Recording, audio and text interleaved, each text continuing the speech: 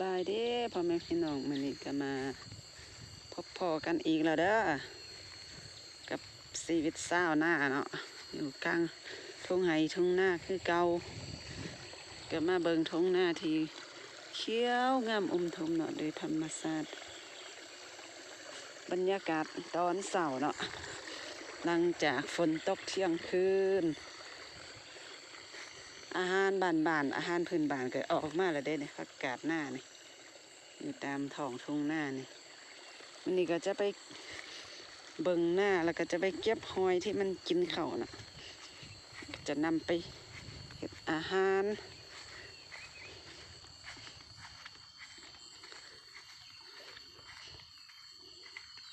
มาเบิ่งมาส้มน้ำกันเดินไปพี่น้องนะบรรยากาศตอนเช้าเนาะหลังจากฝนตกมือค่ำคืนมันหอยกินข้าวพี่น้องเคยว่าสอบมือก่อนอ่ะมันนี่อีกละกินอีกละโอ้บ่หลอนบ่ไวเต้แบบนี้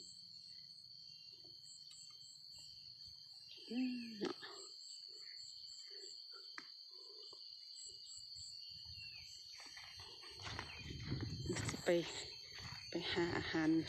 สนิดหนึ่งมาไว้สำรองก็นั่นก็คือ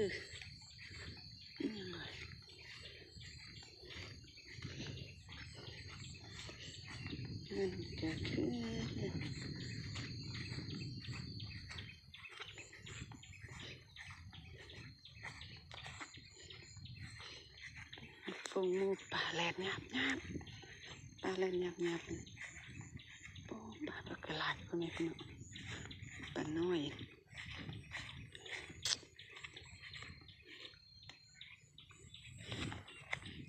หอยกินข้าวหน้าเพิ่นก็มาสอบมาเสียบมันอ่ะมันเนาะโอ้ตะบักใหญ่หอยมันมากินข้าวเนาะมันจะไปสอบหน่อใหม่ค่ะสิมาเก็บหน่อใหม่ไปกินกัน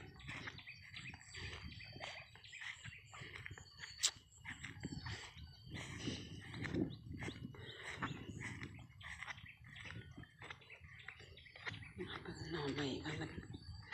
เป็นอะไรคือมาตัดถิ่มไปนี่สิเขาไปกินสิ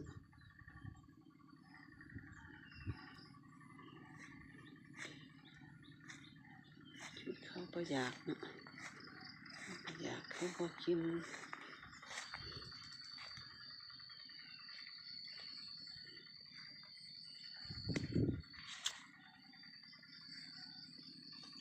มีบ่หน่อใหม่นี่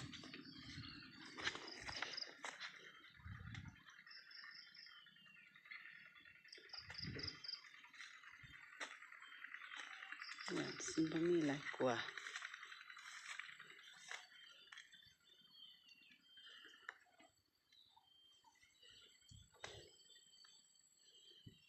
บ่มีอีกแล้วบ่มีเนาะเพราะไม่น้องมันบ่ออก